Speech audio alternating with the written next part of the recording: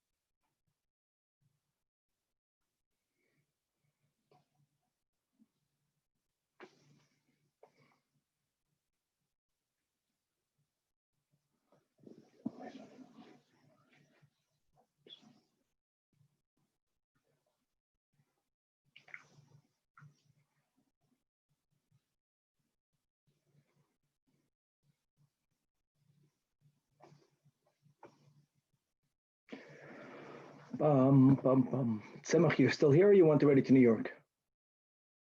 Still here.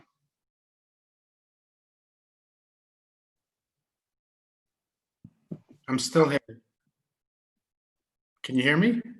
Yeah. All right. Thursday. They got to pack in a lot today. Let's go fly. With the help of Hashem, we are learning Shabbos Daf Kuf Chaf Aleph. We left off in the middle of the sugya of Gram Kibui, causing extinguishment, right? Indirectly putting the fire out. We learned, we're up to right now that L'chachamim Muter, to the Tanach Rabbi Yosi, it's Asur, and we're going to link this to the subsequent sugya of whether one can cause for Hashem's name to get erased or not. And obviously the link is there, but it's going to be problematic because there we're going to find that the Chachamim and Rabbi Yosi take mamish opposite opinions. We're going to review quickly the sugi we learned in Nida, Daf Chavtes, Daf Lamet, whether Tefilla b'mitzvah, Tefilla b'zmana mitzvah. Tefilla b'zmana mitzvah means, like nowadays, Taka, when a woman has to go to the mikvah, the mitzvah is to go as soon as possible. Question is, if a person is going to the mikvah not to become muteres labayla, person is going to the mikvah to get into the state of tara, whether we say that they have to go, the moment they can go, they should go, or whether they can delay it or not, and how that will play itself into the machlokes here regarding erasing Hashem's name. We're going to start, my friends, the sugya of Amira La'akum. Even though we're going to have a lot more of that, God willing, and tomorrow, Daf Kuf Chav Beis.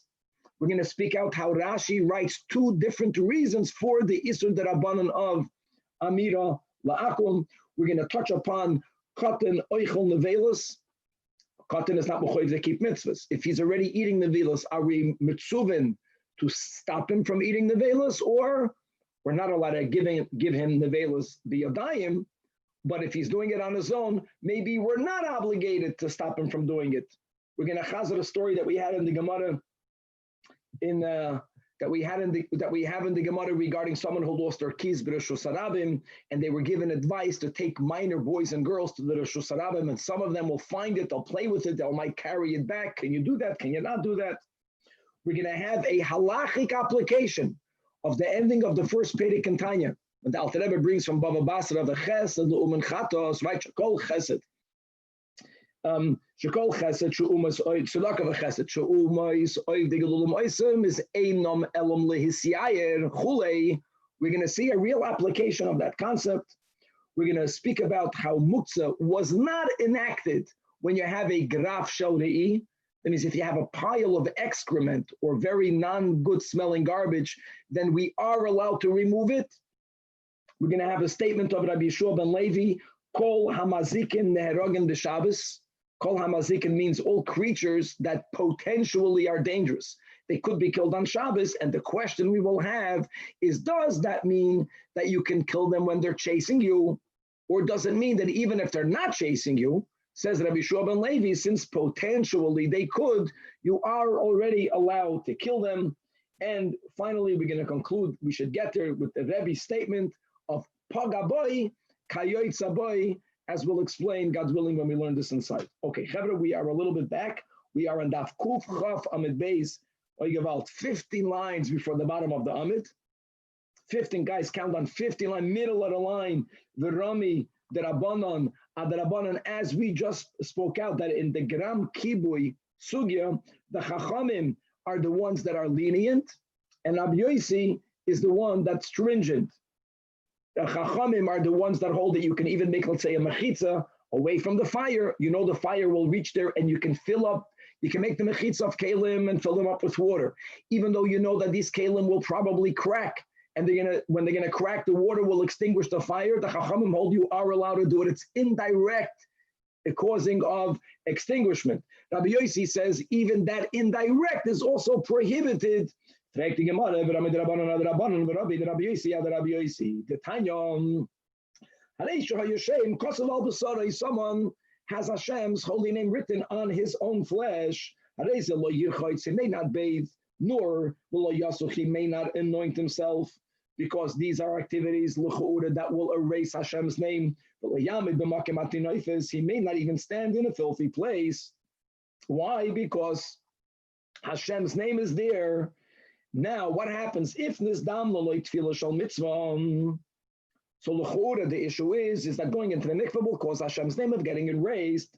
Say the chachamim koirech oleho gemi. Indeed, he has to wrap a certain, piece of grass, a piece of plastic, a gemi, something on top of the Shem Hashem, and only then the yored v'toivu. Now, chatzitza, we'll get to that later. L'chura, the chachamim don't even allow you to indirectly erase Hashem's name. You're going to the mikveh, but the name is going to get erased. Cover it. You see, no. What you may not do is you may not be yodayim, rub Hashem's name with water. That's direct erasement. Is the charaya that Rabbi Yossi holds that mutter, right? It's like a gram erasement. Rabbi Yossi is the mekel, the chachamim are the machmirim. Answers the Gemara, no, it's not a stira, because Shani Hassan, when it comes to erasing Hashem's name, what's the origin? From where do we know that indeed you may not do it? Because since the pasuk says the Amar Kra, and here we're learning a pasuk in Parshas Re'eh, the ibadetem eshemam and amakim. This is how we have to annihilate and uproot even physically all traces of idol worship in Israel. And then the pasuk continues that loy sasun kein l'Hashem Elokeichem, loy sasun, uprootment, erasement that is of a maisa. That is what's asur. Asiyahu the asur. But Gerama is shari. So first of all, biblically, you are allowed to cause it. And therefore, since the Torah emphasizes the word loisasun, that's why there's an all for Rabbi Yossi. Asks the Gemara, what about Shabbos? Iyachi, hachinami. What's the words of the Torah by Shabbos? It says, loisase kol malacha. So why doesn't Rabbi Yossi say again that asiyahu the asur, but Geramim is shari? Back Kasha and Rabbi Yossi. Answers the Gemara like this. Really, gram kibui midoiraisa is mutter. This is l'kula alm. Eloma. Mitoich she'adam bol al mamoinoi. Going back to this, there's a fire burning, and if a person will feel that they can salvage, then they might go into a rush zone, rushing to do everything they could to salvage, and then ishadislei asil lechabuye.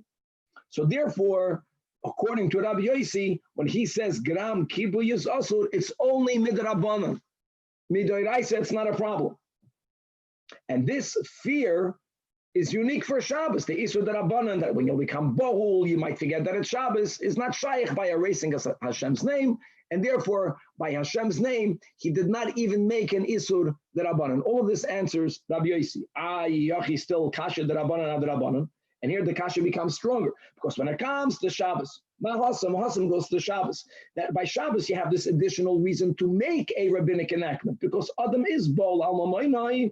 Nevertheless, the Chachamim felt sharei, right?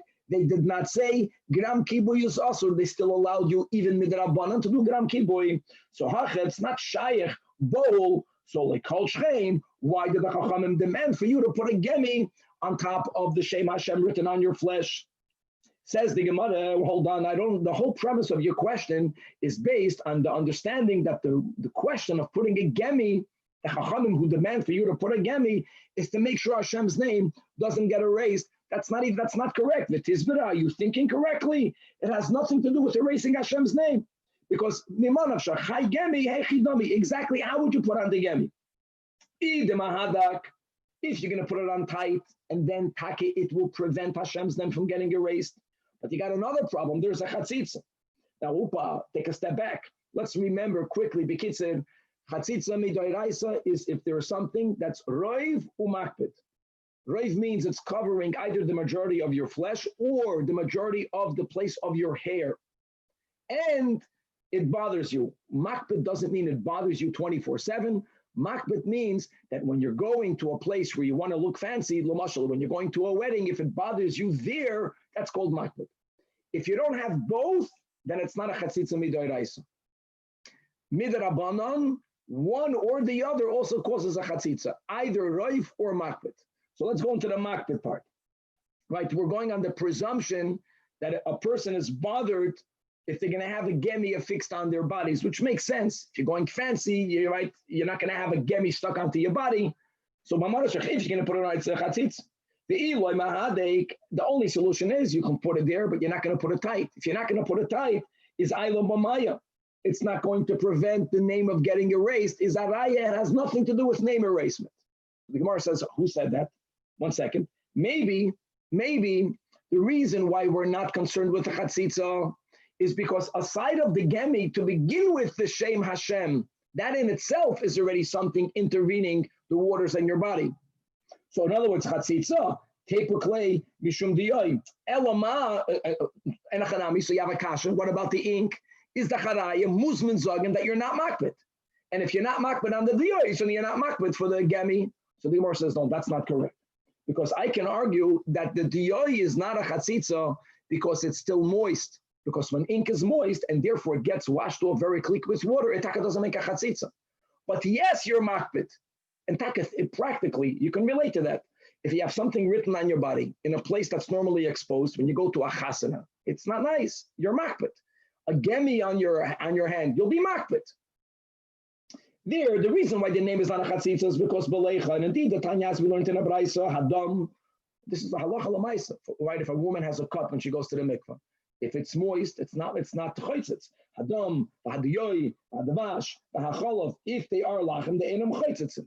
So really, a woman is makbet. The reason why the diyoi is not a problem, it's because it's moist. But let's go back to gemi. If the chachamim are advocating to put the gemi on tight, so you're telling me they're putting it right, not to cause Hashem's name to get erased. Well, very nice, but you have a chatzitza problem. So Mikomakim Kasha, what do you do with the chatzitza? Answers the Gemara. All of this is arayim. That the Chachamim don't demand of you to put on the gemi tight. And you know why? Because gram kibui la Chachamim is not a problem. They don't care if you will, so to say, indirectly cause for Hashem's name to get erased. Okay, so now we're good. We're good with this. So there's no stira midrabanan adarabanan. The only question is, then why are you putting on the gemi? It's not tight. It's not going to prevent the name from getting erased. So why are you putting it on? So because they hold that asur la'amoy b'pnei Hashem orim. Push it. You're going to the mikvah. That means a person is taking off their garb. They have Shem Hashem written on their bodies. They have to cover the name of Hashem. Not tight also resolves that. Very nice. So the question is, what the Rabbi Yossi is not concerned with that? Doesn't make sense. And Elama, what's the answer? Rabbi Yossi agrees to it. Narvas, the manach yodei elavei. And according to Rabbi Yossi, the person puts his hand over it. That's enough. So the Rabbanami the manach yodei elavei. Why don't they subscribe that just covering it with your hand suffices? So here's the key. Says the Gemara, because the Chachamim are afraid that Zimlin, the Mishtale, there will be times that you're going to forget that you can't go around the whole time with your hand on that part of the body, and v'shakale, you might remove your hand. So again, what about Rabbi Yossi? Rabbi Yossi nami Zimlin, the Mishtale v'shakale. So the Gemara says, and indeed, Elom, the Ika, Gemi, Hachinami, even Rabbi Yossi will hold that you have to put a Gemi, not tight, Chatzitza, not tight, just to cover. Elamam, Hachvemayaskinon, here a person has to go to the mikvah and there isn't this type of Gemi available. Now they can go and look for it, but if they're going to look for it, they might miss their first opportunity to go to the mikvah. Let's say today's day, a person is allowed to go today. It's 6 p.m. If they're going to go looking for a Gemi, maybe by the time they find it, it's going to be after Shkia. It's going to be already the next day. Berabanan Sabri. Very good. DAF Kuf Chaf Aleph. Thank God that Tefilla Bismana Lav Mitzvah. Opa. If you remember, my friends, Nida DAF Chaf Tesam Beis. So we had that scenario that Rashi reminds us that a woman left when she was pregnant. She came back not pregnant. She doesn't remember, right, when she had a baby, when she became tamei. So we had over there 3 shitas. Shammai says she goes 95 times to the mikvah. Beis says 35. All of the 95 and the 35 just go at the end. No, there's a concept of tefillah b'zman mitzvah. Tefillah b'zman lav mitzvah. So the chachamim say lav mitzvah. So therefore, go look for a Gemi. I cover with your hand. You might forget and take your hand off. If you're going to look for a Gemi, you might delay it to another couple of hours. You might go into the next halachic day. Big deal. Tefillah b'zman lav mitzvah. Or therefore, me'adrinan. Rabbi Yossi savar tefillah b'zman is a mitzvah. So therefore, yeah, if you have the Gemi, use the Gemi. If you don't have a Gemi, lav madrin and beloy madrin, don't look for it. Cover that with your hand and make sure that you don't uncover it. Is he the one that holds that it's a mitzvah? We learned all of these people that when they are allowed to go to the mikvahs during the daytime, so the din is tfilasan by yoim. Now this brisa is speaking about Yom Kippur, says Rashi. And normally on Yom Kippur, one of the 5 inuim is not to wash yourself with water. Here, they're not going into a water for oinek, they're going into a tefillas mitzvah, right? So it says over here, the chachamim, the Tanach, that you go to the mikvah on the time that you have to go to the mikvah. Now, are we speaking about a kohen who needs to go to the mikvah today to be able to eat truma at night? Or are we speaking even about a non-kohen? We'll see in a moment. But let the Chachamim begin by saying you have to go during the right time. If your person is a Nida or a Yeledes, these are the 2 exceptions where the mikvah, that we go to the mikvah at night. Now, everyone today is familiar, Nida goes to the mikvah at night, but that's the whole, right? Amar Abzeda, B'nois Yisrael, Chmiro Alatzman, that on one hand they keep the Shivas Nekiyim, but don't forget, if the taka would be a Zava, for which you have to have Shivas Nekiyim, a Zava goes to the mikvah on the 7th day. It's only the Nida that goes to the mikvah at night, but that's the other chumrah that both like a Zava and like a Nida. Anyways, a Nida and a Yeledes go at night. At night means that if the night going into Yom Kippur is the night of the Nida, it's after 7 days, not 7 days of clean, the 7 days of Nida, then according to the Chachamim, she goes to the mikvah at night. Furthermore, what about a Balkari? Now, a Balkari, this Braisa was written at the time that a Balkari was not allowed to say Torah. He was not allowed to say words of Tefillah. So, and the Chiddush of Kol Hayom Kulay is that even if he became a Balkari after he davened Mincha, and guys, let's remember Shitas Rebbe, that Ne'ilah could be davened, Shitas Rav, that Ne'ilah can be davened at night. So here there is an option, you daven Mincha already, wait until it's night, there's no more Inuyim, go to the mikvah, daven Ne'ilah, daven Maidiv. You're not going to lose anything. The Chachamim hold, no, this concept of Tefillah Bismana mitzvah. And therefore, since you're obligated to do it the earliest time possible, then the Balkari goes to the mikvah on Yom Kippur. Rabbi Yossi is the one that says that if it's min amin cholamayla ein tzarich litboil, because Rabbi Yossi holds Tefillah Bismana lav mitzvah. And therefore, yeah, if you have to daven, then it justifies to go to the mikvah.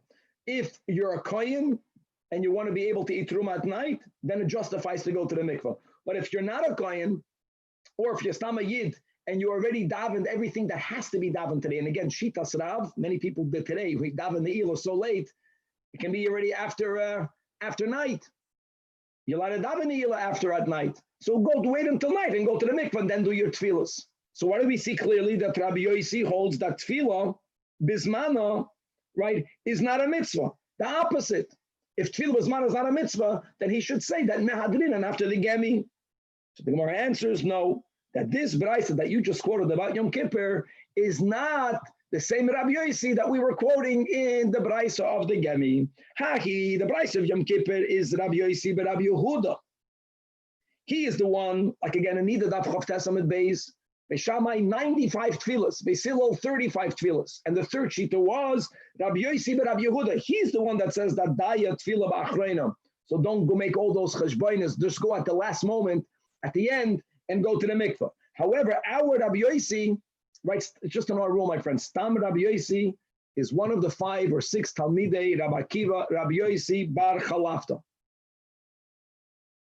And our Rabbi Yossi holds that tefillah bismana is a mitzvah. And therefore, if you have a gemi, use a gemi. If you don't have a gemi, don't go looking for it. You're going to miss the right date, and we don't want to delay it even for one day. That's the end of the sugya. But coming back to gram kibui, which has nothing to do with the gemi, with the Shem Hashem, that's not tight.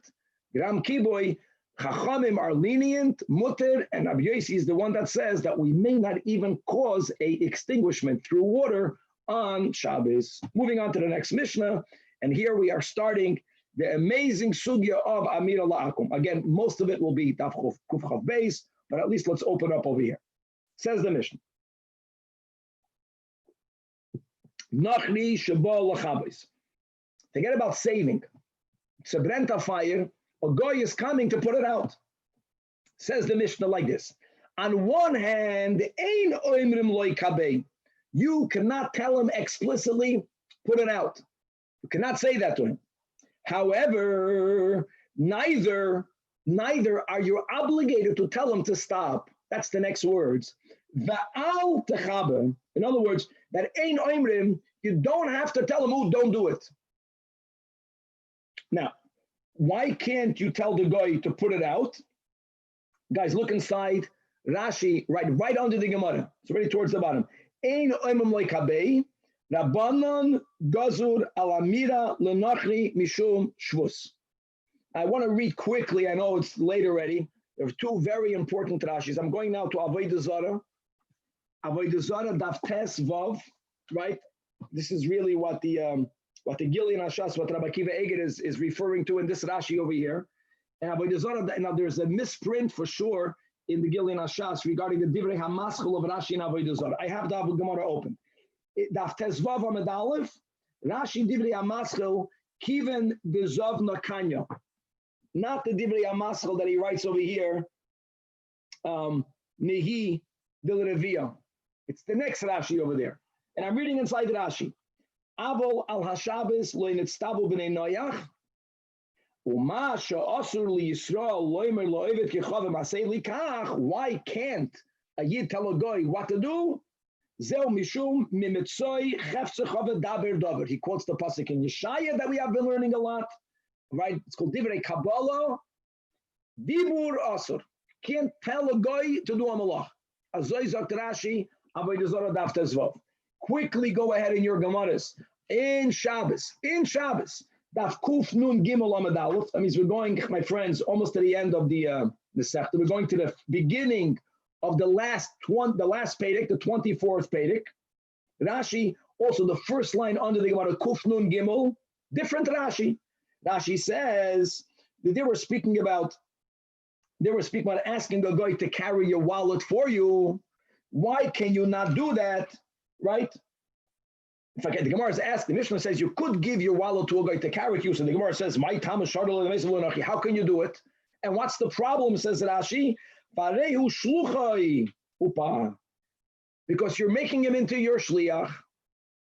So in Rashi, my friends, there are really many other reasons for the Isur of Amira La'akum, but let's remember this. We're learning about Rashi. One Rashi says the Isur is V'daber Daber. Rashi here in Shabbos writes, that guys, we know from Kedushin, right? Kein torimu gam atem, right? Ma'atem b'nei bris, af shluchachem b'nei bris. No one debates that. Midoiraisa shlichus is not shaykh for a goy. Elomad, there's a concept that l'chumra, we are allowing the concept of shlichus, yes, to apply to a goy midrabanan for Shabbos. So Rashi writes that amira la'akum is also mitzad shlichus. Now, just to make it clear that you need to have both of these two reasons, it's not a problem.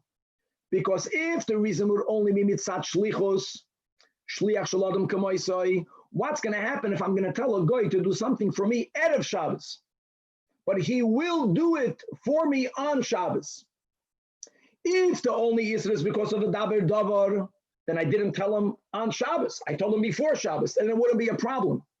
When Rashi adds in Kufman Gimel the issue of the chumrah, the shlichus la'akum, then even if I told him before Shabbos, the fact that he is doing it for me on Shabbos, right? Minimally shlichus, the action of the shliach is attributed to the meshaleach, so that cannot be done.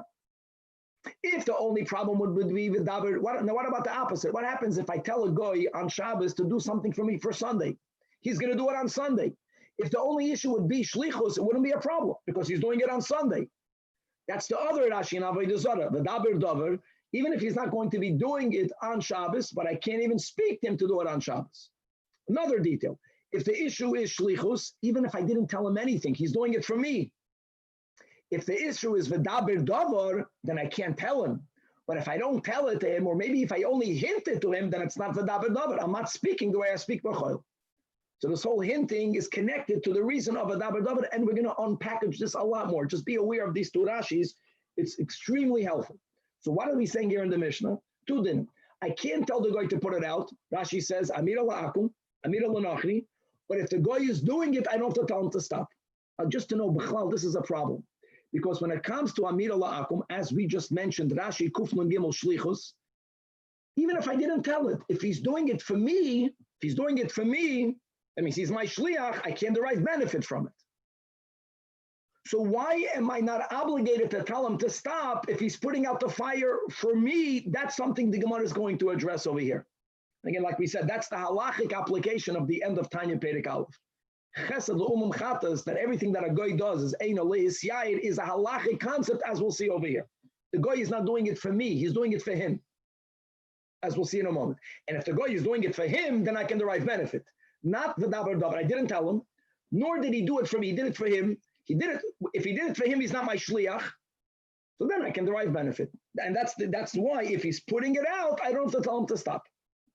Okay. Next. Mipnei she'ein shvisasoi aleihem. His resting is not my responsibility. Avol katan sheba lechabois, contrast the goy lahavdol with a minor yid. He's coming to put out the fire. Not that I'm telling him to do it. He's doing it on his own. Says the Mishnah, Ein shoymim loy. Ein shoymim loy means you don't listen to him. You don't allow him to do it.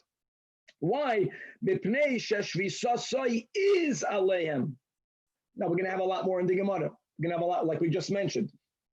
The Gemara in Yevamis, the story with Rabbi Yechanan, or the story according to our version with Bar Pada, that he lost keys b'Rosh Hashanah, and they gave him an eitzah to take children to the Rosh Hashanah, and they will probably find the keys and take it back. Are you allowed to do that or not? According to many Amoraim, yes, you are. Our Mishnah clearly is saying that even if the katan is doing it, you have to stop him. So a lot more in the Gemara, when might there be a permissibility? And our Mishnah, clearly, there is no heter at all.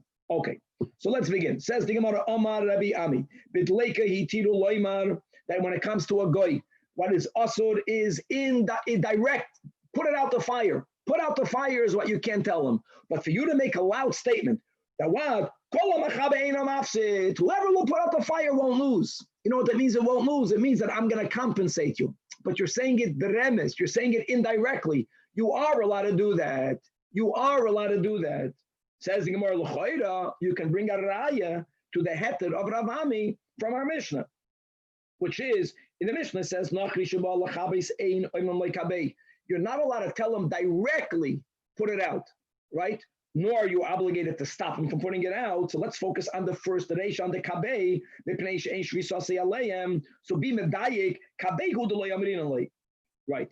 You can't tell him clearly, put it out, which implies, but for you to make an announcement, whoever puts it out won't lose, then you are allowed to tell him. That's a good deal. Counters the Gemara. You have no deal from our Mishnah because from the next liner.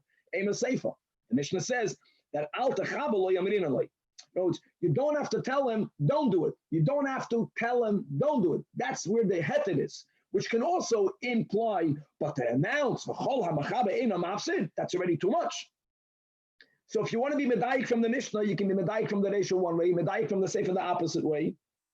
Is the Chanai that only one is written meduyak, and the other liner Rebbe wrote, right, to be that it should be symmetrical. That's the way Rebbe wrote. But you can't prove, you can't disprove. But listen, Avami is saying that you can be meramis for a guy that he should put it out. I can already give you a heads up. Again, if the issue is the daber davar is only telling a guy directly what to do.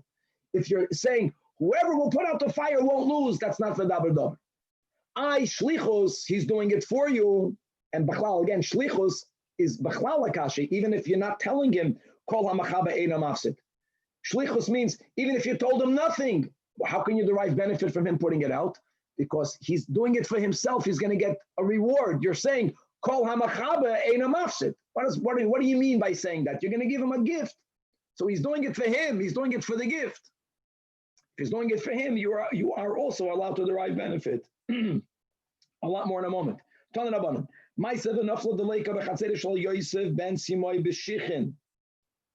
So a fire broke out. And now, as we'll see in a moment, Yosef ben Simoy, he worked for the government. They were machabed him. When they found out, they brought in the firemen. They came all the way from Tzipoidi to put it out. And why is that? What do they care for him? Right? He worked in the government. He was chashuv. However, the lo yinichan mipnei kavod hashabbos, like the Marshals medayik, not the lo yinichan mipnei isur. There's no isur, and he didn't tell him to do it. But here he went lefnim mishuras adin. He didn't want for people to be choshid that he called in the firemen. Clearly, that's something you can't do. V'davar davar. So we told him not to do it. So he did something as lifnei mishuras adin, and God rewarded him with a miracle. Not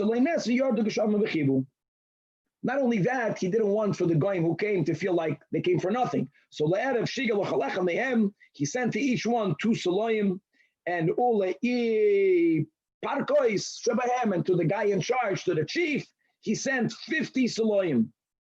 And by the way, this was a gavaldik thing that he did for them, because when he paid them, what did he already do for the future? That when they're going to put out another Jewish fire on Shabbos, they're going to do it with the hope that they're going to get paid. That's a good thing, because the moment they're doing it for them, then there's no shlichus aspect. So even though he didn't derive benefit, he cared that the next person for whom they might go and to put it out should not be violating the Amir al-Hakum shlichus aspect. He was not obligated to do so. Clearly in our Mishnah that you're not allowed to tell him put it out, but also you're not obligated to tell him al techaben. Okay. Abul katan. When it comes to a minor, the minor on his own is coming to put it out. Here the Mishnah says, "Ein shoymim loy mepnei sheshvisasei aleihem." Frek the Gemara. Hold on. Normally we know there is a machlokes samiroim regarding a katan that's oichel nevelos on his own. Am I obligated to take the nevelos away or not? So l'choira frek the Gemara shamat mino. Proof from our Mishnah from a Tanach. How can Amoraim argue? Katan oichel nevelos based in are obligated to be mafreshim. And really, like we mentioned, not everyone agrees to that. And here's the Rashi at the end of the Amud, under the Tosfos. Rashi brings the Gemara in Yevamis. And I said that here he brings from Rabbi Yechanan. If you look inside our Gemara's Yevamis Kuf Yudalid, by us it's written with Bar Pedas. That Rabba Bar Chana Rashi says, he lost keys. He lost it out there. And he was afraid other people are going to find it, other people are going to kick it away. He needed those keys. So what did either Rabbi Yechanan or Bar Pedas tell him? So they told him, Devar Talia v'Talisa, lead some, Tale means young boys, Talia means young girls.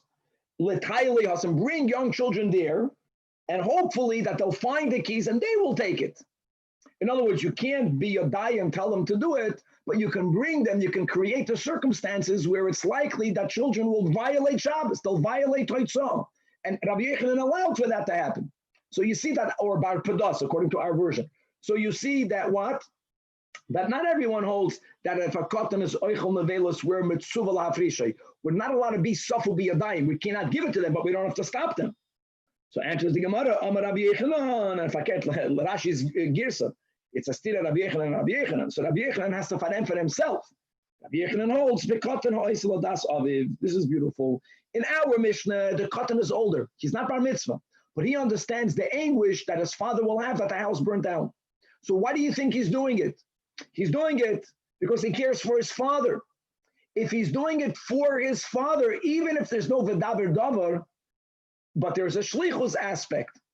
I know not by the cotton. I'm speaking about, first of all, by a cotton. There's more shlichus by a cotton than by a goy. But coming back over here, since he's doing it for his father, that's why the father has to tell his son, don't do it. Masha'enk and the goy, as the Gemara will explain, the goy is doing it for himself. Over there in Yavamis, the children, that's the lashon of Rashi, the Gemara brings tolei. Tolei means a very young child, a very young girl, a very young boy, a very young girl. Even if the father is the one that lost the keys, they don't appreciate that their father is in anguish. If they're going to take the keys, they're taking it to play with it. They're taking it for themselves. If they do it for themselves, it's not a problem. It says the Gemara, that the kavasa gabi nachri, if we're speaking about a minor, that the minor understands the anguish and the minor is doing it out of ahava of his father. So that's asur. So when the Mishnah is contrasting the cotton with the nachri, it has to be in the same playing field. So by the nachri also, the ka'avid l'dati the Yisrael. He's doing it for the Yid. And how is that allowed? That's the rule of Amir La'akum. It's not just, I didn't tell him to do it. If a guy did something only for me, I can't derive benefit. And according to the reason of shlichus, it makes perfect sense because he did it for me. He was my shliach then. It's ki'ilu, I did it. Answers the Gemara, even if the guy is doing it also for me, but that's not the only reason why he's doing it. Nachri ledate the nafshe of it, a fact. Right? Tanya Perek Aleph. Eina elali yisyayir. The guy is doing it for himself. Yeah, of course he's doing it for me. He's doing it for me because he knows that he's going to get benefit from it. That I'm gonna either give him a reward or he found favor in my eyes. I owe him a favor. He's doing it for himself. Whenever a guy does something for himself, it breaks the shlichus aspect. Well, there's a story of the Tzemach Tzedek that he was trying to learn Friday night and this candle went out. Again, there's the issue of you can't tell him what to do and you can't derive benefit. So he went to the street and he stopped the guy and he told the guy, do you want vodka? Do you want to make a l'chaim? So he said, yeah, just come. So he invites him into his holy room and he tells the guy, it's a pity that I forgot where I put it and it's dark, I can't find it. Mitamol, the guy wanted for it to be light, for him to find the mashka. So the guy lit a candle. So now with the light, the Tzemach Tzedek finds the bottle, he gives him a l'chaim. The guy makes a l'chaim and he puts out the candle and he goes out. So it didn't work. But there it would have been okay because he lit the fire for him to get the l'chaim that he wanted to get. Okay, a lot more again, and Amir La'akum on next DAF. Weiter. Next Mishnah. Koifin ka'ara al gabe haner. If there's a fire burning, you are allowed to invert a keli on top of the fire, not to suck out all the oxygen. That's not even gram kiboy. That's called kiboy.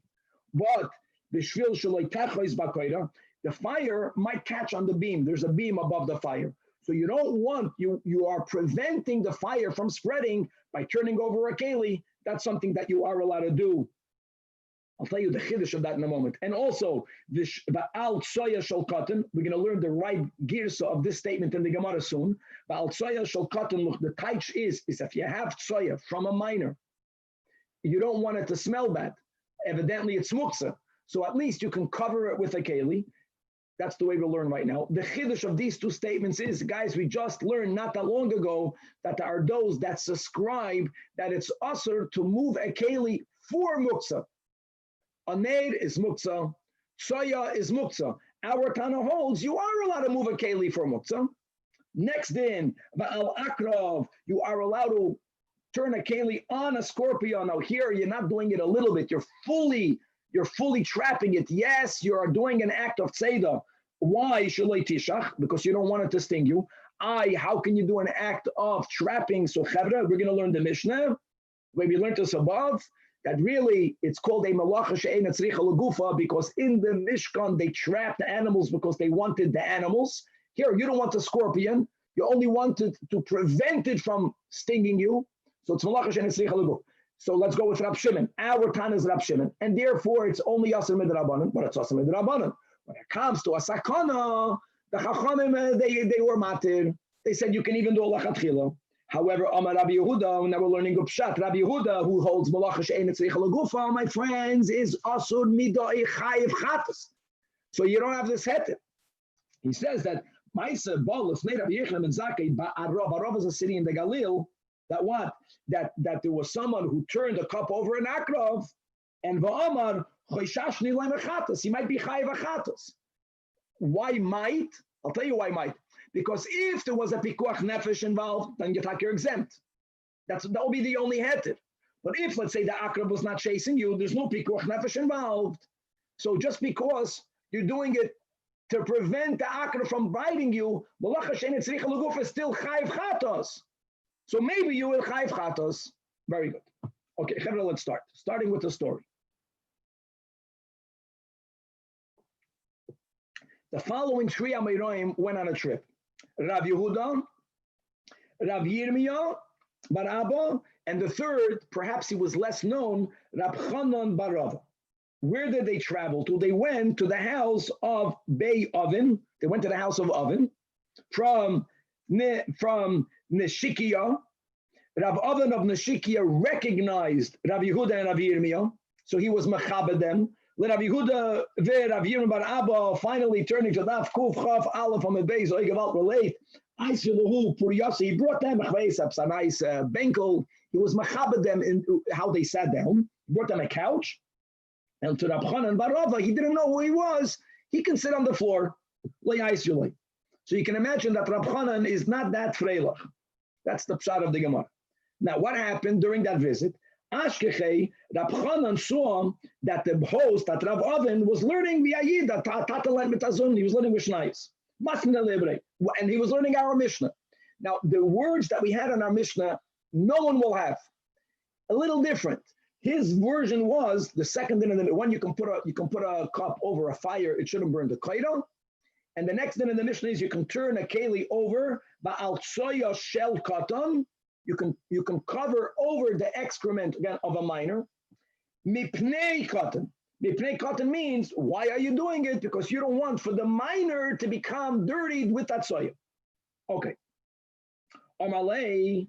So says Rav Chanan bar Rava, right? The Amoyed that wasn't given a benkel, he tells to the host, Oven, his name was Rab Oven.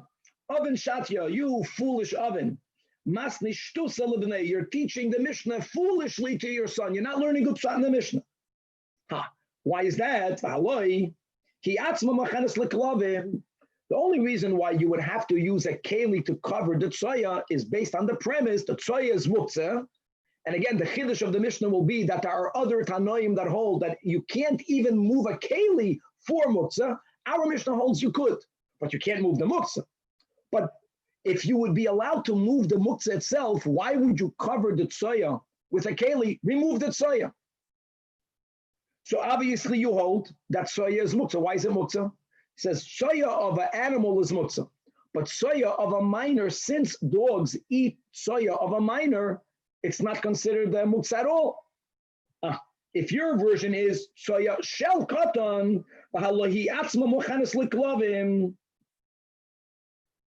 now hold on.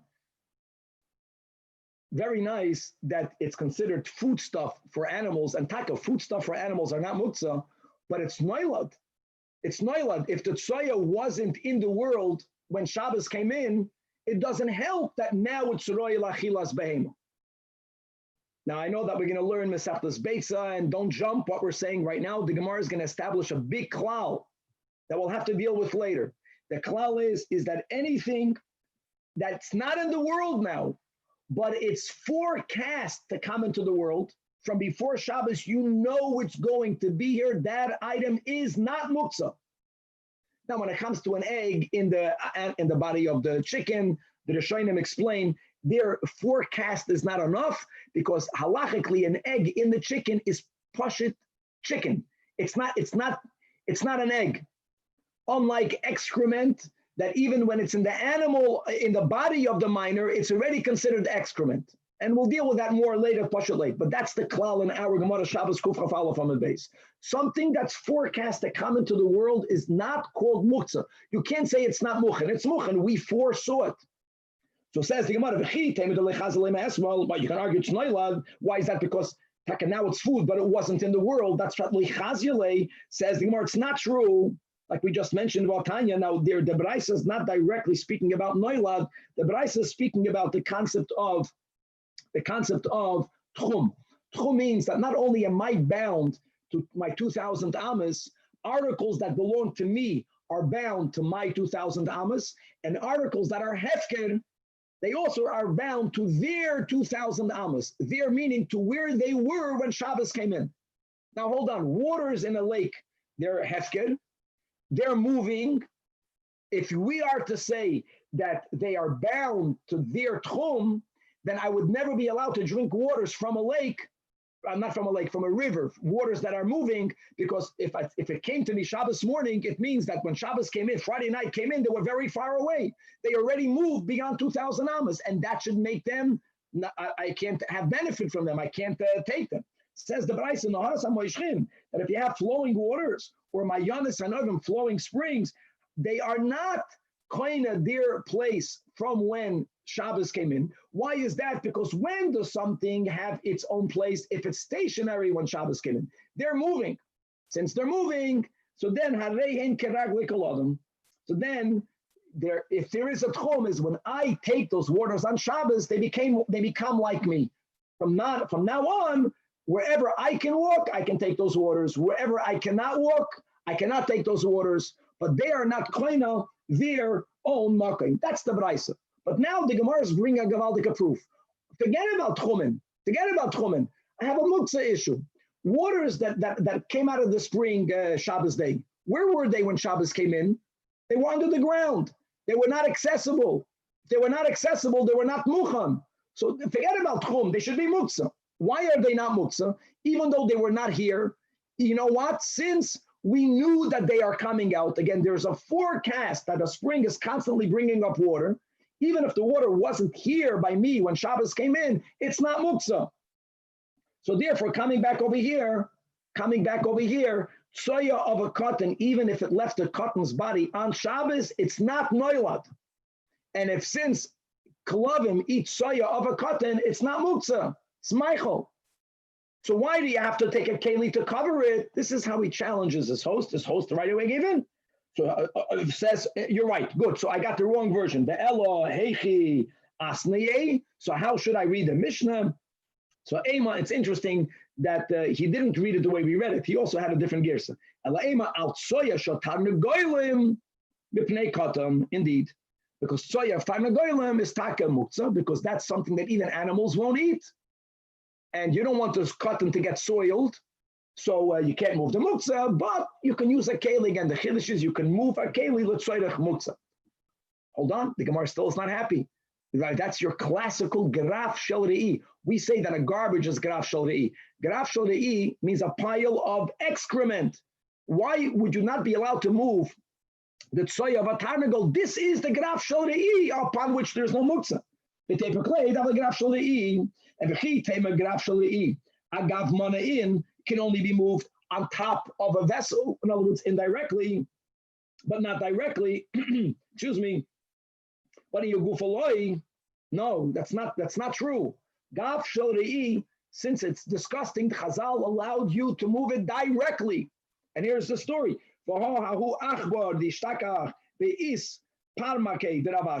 That Ravashi had a spice cabinet, and on Shabbos they found a dead rodent. A dead rodent stinks. Graf shel re'i. For Amalu and Ravashi allowed Nekoitu bitzutzitze. Chop the rodent by its tail. That means not agav mana on the back of a keli, indirectly. No, directly. And vafkua. So you are allowed to move graf shalai directly. So the Gemara answers, it must be that the case of the Mishnah is that the tsoya of the tarnagol is ba'ashpa. Now, since it's in a garbage dump, so there it's not disgusting. It's already in an area that people don't go there. So if it's not disgusting in its location, then you cannot move it. But the Gemara says, okay, so why can you move it? Guys, again, moving a keli from muktzah is a machlekes tanoim. Why is he allowing it? Because you don't want the cotton to get soiled. What would a cotton do there? The cotton, the ashlam, my boyale, answers the Gemara, that it's b'chatzer. So we're back. If it's in a chatzer and the cotton is drengzich in the yard, so again, graf shal re'i, what did you accomplish? Chatzerami graf shal re'ihu. So the Gemara clarifies, no, ba'ashva shuvah chatzer. So on one hand, since there is already in your chatzer, you designated the corner where garbage is there, you can't remove the garbage from there because it's already in ba'ashva. People don't go there. Minors can play there. A minor accidentally or not a minor, Hanish Kandas, will go over there. He might touch it. So yes, you are allowed to cover it with a keli. Moving on. Says the Mishnah, right? The next chiddush was that I can turn a keli over on a scorpion. Here, I'm mamish covering it all the way. I'm trapping it. Why am I allowed to do it? Shaloi tishach, as we explained. Let's begin. That the Mishnah is Rab Shimon.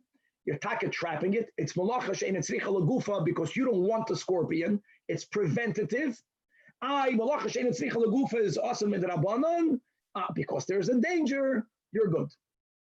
Now, my friends, the same issue of tzeda is the same issue of shchita, netilas neshama, right?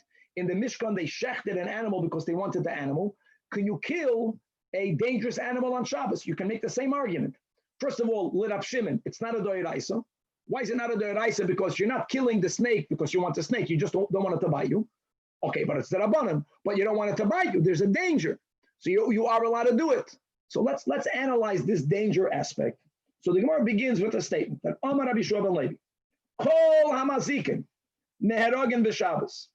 And the Havamina, my friends, over here is that whether it's chasing you, there's more danger involved. Whether it's not chasing you, it might chase you. If it's going to chase you, it's dangerous. Then you're allowed to kill it. Let's also, I want to add just one more detail, even when we said in the Mishnah, Rabbi Yehuda says that there's a chash chatos. If a dangerous animal is chasing you and they're venomous or they're dangerous, there's a pikuach nefesh aspect involved. Then l'kula alma you're allowed to do it also. So let's break down what Rabbi Shua ben Levi is really saying. Masav Rabbi Yosef, making us a blend, kol hamazikim. Azoi says in a braisa, chamisha, there are only 5 dangerous animals that can be killed on Shabbos. And they are, ve'eloim, zvuv, the type of zvuv, the type of fly that is in Egypt, the tzira, that drezech and ninveh, right, a certain wasp of ninveh, the akrav that hangs out, chadiyov, a snake anywhere in Eretz Yisrael, and the kelev shaita, a mad dog, a dog with rabies, b'chol makim. In other words, why are these different than the others? Is important because these 5 animals, they are prone to attack people. But other dangerous animals, even if when they attack, they'll kill you, but they're not prone to attack. And now, before we challenge Rabbi Shua ben Levi, again, since this brings us into Malacha She'ein Tzricha Lagufa, we speak about killing. So before you challenge anyone, we have to clarify, are we following Rabbi Yehuda or are we following Rab Shimon? So mani means, who's the author of this braisa? If the author would be Rabbi Yehuda holds Malacha She'ein Tzricha Lagufa chayav aleh. And therefore, according to Rabbi Yehuda, even if these 5 animals are here and they're prone to attack, but if they are not chasing you, then it's pikuach nefesh. If they're not chasing you, you can never kill them. The Braisa is saying, at least by these 5, you can always kill them, right? Even if they're not chasing you. According to Rabbi Yehuda, the premise is you should not be allowed to do so. Because the moment you remove the pikuach nefesh aspect, even though it's takem malacha she'ein tzricha lagufa, but Rabbi Yehuda holds your chayiv. Elamai, the Braisa itself is following the sheet of Rab Shimon. And the reason why you are allowed to kill them is because it's already only Asam Midrabanan. So these 5, because they are prone to attack, here you can kill them stam. So Vahani Udashari is the Charai that other animals, even though if they were to chase you, they're dangerous, you're not allowed to kill them. And Rabbi Shua ben Levi says, Kol Hamazikin, how can he argue with the Tanach? So we're challenging him from a braisa. Who told you that this braisa is authoritative?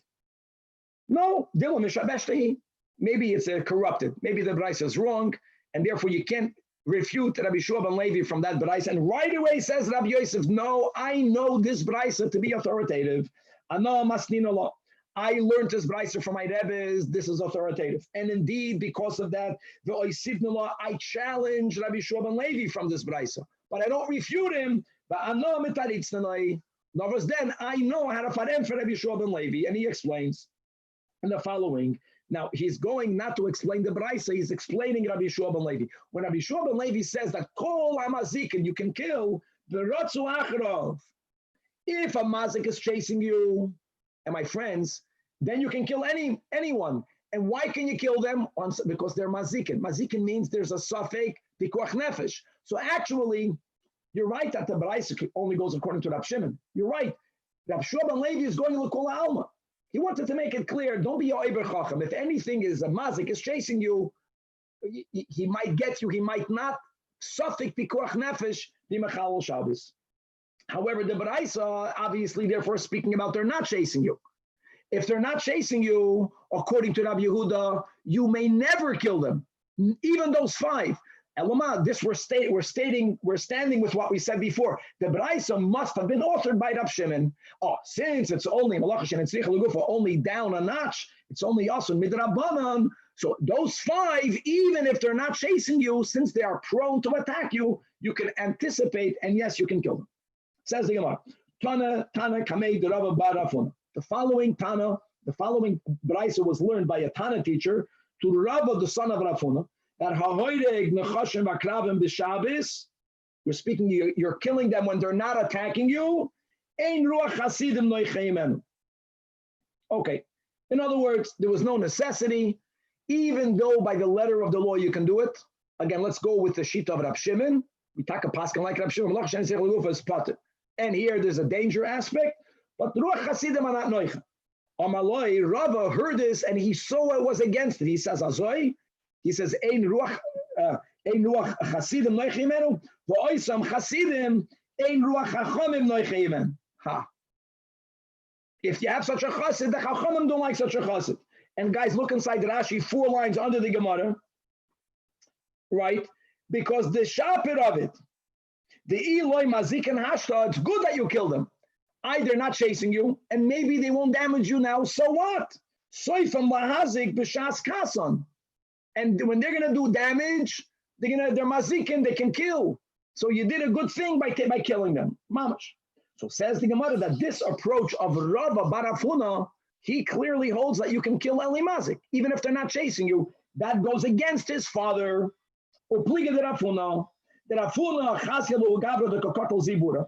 He saw someone killing a bee. Even today, many people are allergic to bee bites. There's a danger there. But the bee wasn't chasing the person. So Amalei, he told the man who killed the bee, what? Did you finish them all off? Like, what did you benefit by killing this bee? What, you took away the sakana? There are so many other bees in the world. Again, if the bee would be chasing you off, you can kill him, even according to Rabbi Yehuda, Safek Pikuach Nefesh. But if he's not chasing you, Rafuna, like we're learning over here, holds, no, you can't. And Elamah, we did learn the Braisa before, that there are 5 mazikin, that if they are near you, they're prone to attack you. That's different. At least there's a likelihood they're going to attack you. But if there's no such likelihood, stand there in the neighborhood, according to these Amayraim, you're not allowed to kill them, even according to Rab Shimon. Oh,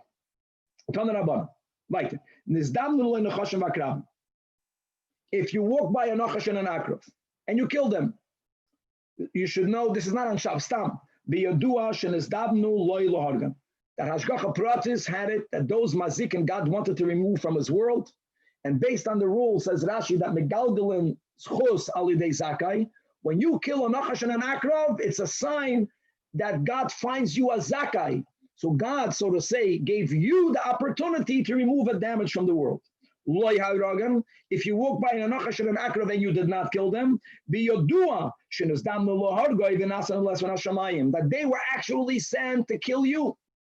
And you have some sort of schus that prevented that from happening. You got saved. A nes happened to you. So Amarula, when should you look at it that way? Whenever you see a nachash and an akrav and they didn't hurt you, is that Hashem is showing you that a miracle happened? There's two ways of looking at it. One way is that God did a miracle for you. But the other thing to look at is that without the miracle, you are worthy of getting hurt. So that, in other words, do tshuva. There's some sort of sin. So you were almost hurt and then God saved you. When do we say that every time you see a nachash and an akrav that did not bite you, it's a sign that you sinned, but you got a miracle that's been a shayfin boy. That's if that snake was making a sound against you. He was hissing at you. Stam, when you see a snake, doesn't mean anything.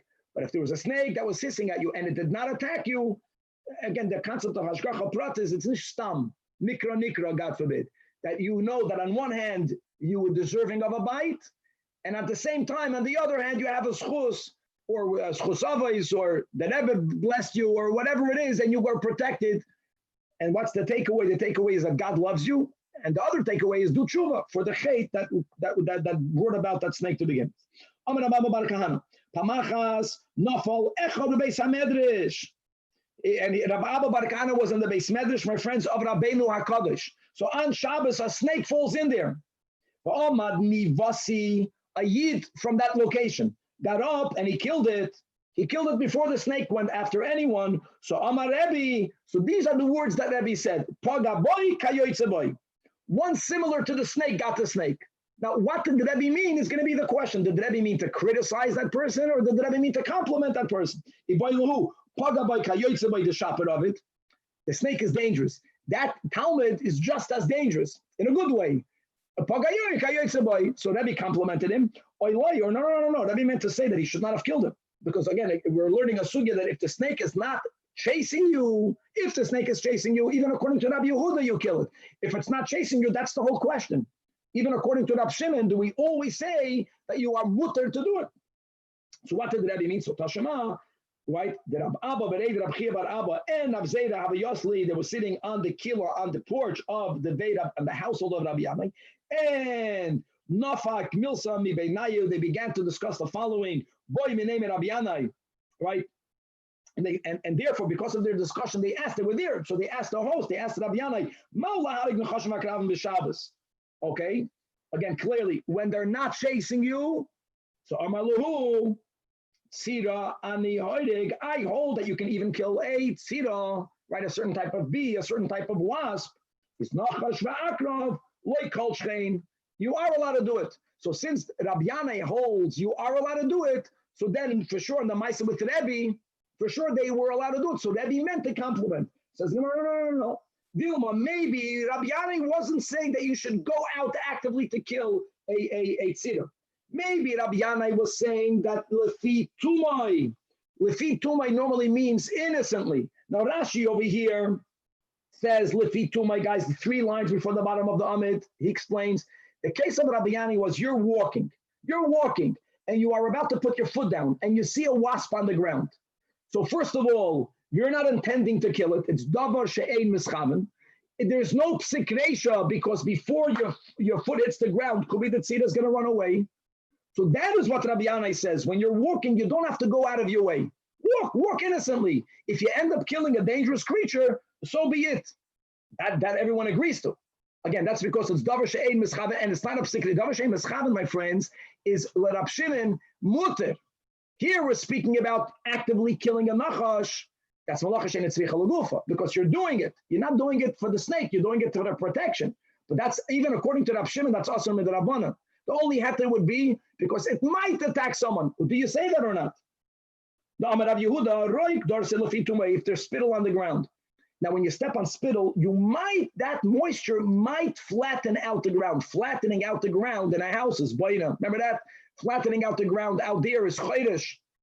It might not, and it's not mischav, and you're just walking. You can walk.